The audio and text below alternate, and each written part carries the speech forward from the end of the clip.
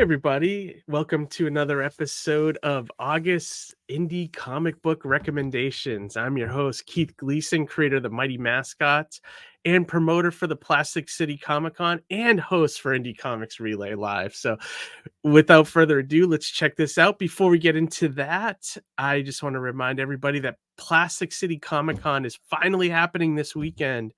It's the biggest Comic Con in the New England and probably the country for the tiniest price, $10 to get in. Kids 12 and under free parking.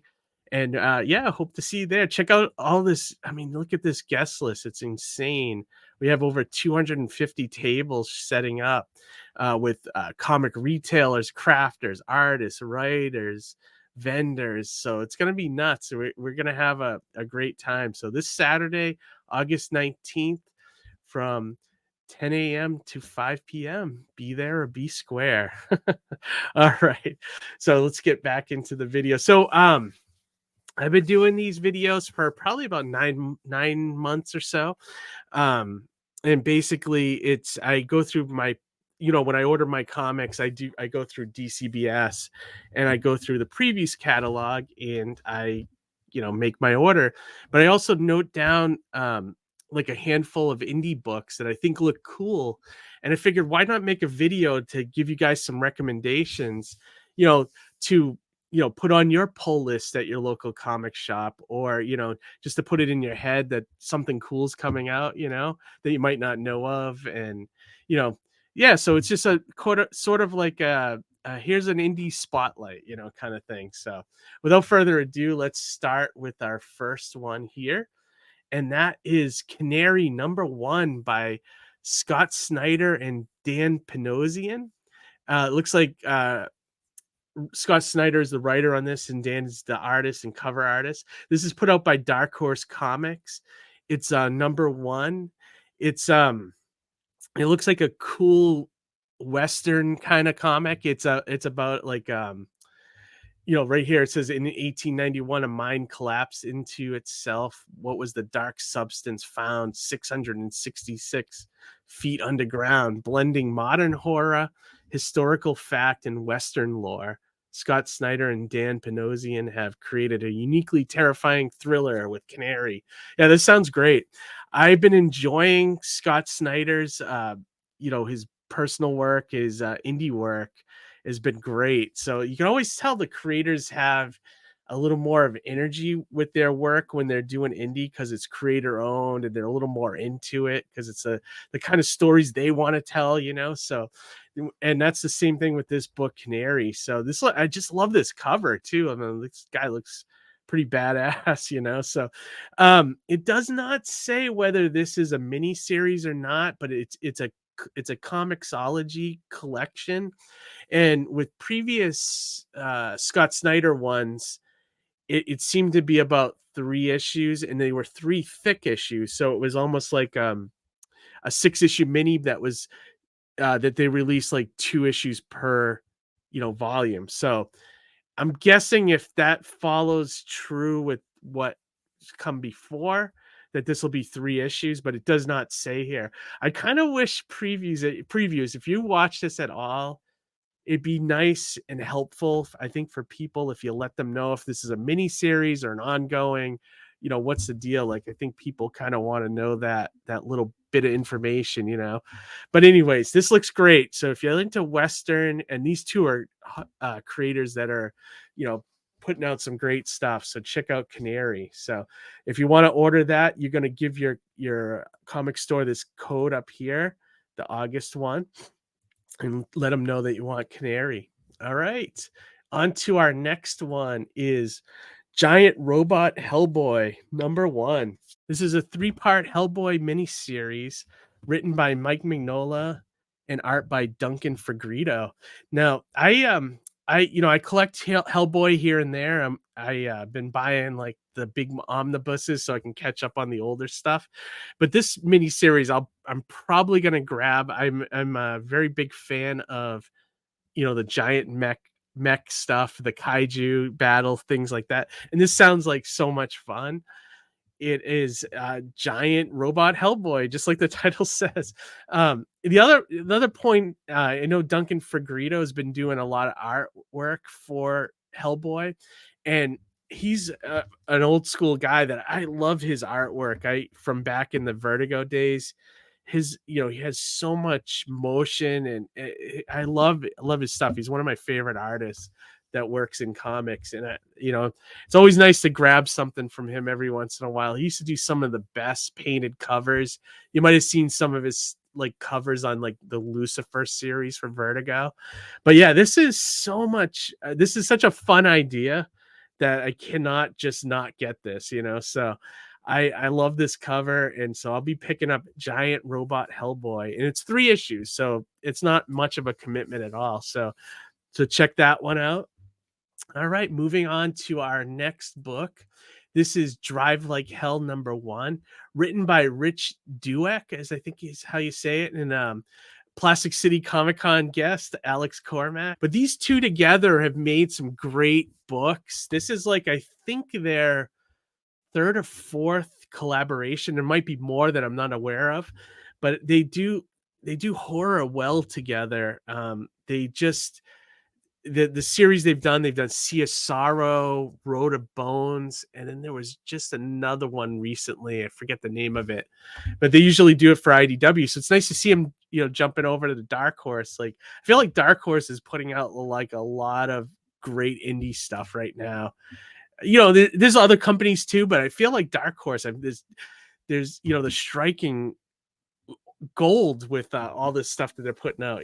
So this looks cool. It looks like a supernatural, like Fast and the Furious or something like that. Or remember there was like that Nick Cage movie called Drive Angry. It reminds me of that kind of thing, or Death Race, or something like that. So yeah, this looks cool. And Alex is a cool guy. So if you come to Plastic City, definitely stop by his table and pick up one of his books, or get a commission from him. He's a great artist and a really nice guy too. So definitely check out Drive Like Hell. I believe this is a mini series. They usually do 4 or 5 issues. It does not say here, so I'm guessing it's a mini series. But if you want to get Drive Like Hell, this is the diamond code that you got to give your retailer and ask for this one. All right. Moving on to our next pick. This is Army of Darkness Forever by Dynamite Comics. Now, normally, like Dynamite Comics has been putting out Evil Dead and Army of Darkness comics for, geez, oh my God, maybe about 10, 15 years now at this point. Whenever they got the license, and I actually almost didn't care for any of it. Like I think I read like the one where they crossed over with the Marvel Zombies, and they just, they never seem to write Ash correctly, or, in line with the movies. He's either too jokey or he's too goofy or stupid, and it never feels like they strike that right balance that Sam Raimi and Bruce Campbell hit with the movies. But the reason I'm interested in this one is they first of all, Tony Fleecs is writing it, which I've been raving about him the last last few videos I've done on these recommends, like about Local Man, which is a book that he does with Tim Seeley, which is excellent, probably my favorite thing I'm reading right now. And he also did a book called Stray Dogs, which I haven't gotten to read, but I bought the book and it looks great and I can't wait to read it. So I'm kind of interested. The other thing I'm interested about is his take on this story is picking up right where Army of Darkness ends, but it's grabbing from both endings. Like there was a director's cut of Army of Darkness and then the regular cut that was released. In the director's cut, Ash actually gets trapped in the future because he takes a potion that is supposed to, make him sleep for, I forget how many years, and then he would wake up in modern time, but he ends up taking an extra drop and he ends up 100 years in the future. But on the regular release of the movie, he actually, they have that S-Mart ending, which you've probably seen. But this storyline is taking place in both locations. Like there's 2 Ashes. So they're doing the future one, and then they're doing the S-Mart part. but then they're also like bringing in the girl from Army of Darkness at the castle, and there's so it sounds really neat and like an interesting take. So I definitely gonna check this out. And I was a fan of the Ash vs Evil Dead show, everything. So usually the comics didn't do anything for me, but this one sounds interesting and fun. So I'm definitely gonna put that on the list. So if you want to get Army of Darkness Forever, you're going to grab this diamond code and give it to your retailer. All right, moving on to the next book. This is Transformers #1. Um, so same thing with Transformers. Not a huge fan as of late. I used to read all the Marvel stuff, and I liked Transformers back then. And I mean, I'm just a casual fan of the cartoon and things like that. I liked it growing up, but it was never my favorite, cartoon or comic. Um, the reason I'm picking this one up is because it's now the property's been taken from IDW and given to Robert Kirkman at Skybound. And I think that's a great move because he's going to kind of combine everything under one umbrella. So G.I. Joe will be kind of in the same universe as Transformers and whatever other Hasbro properties I think he wants to bring in. And if you read the series Void Rivals that just started from Skybound a couple months ago, the first issue had a hint on like how Void Rivals was tied into all this whole universe, like the Hasbro universe.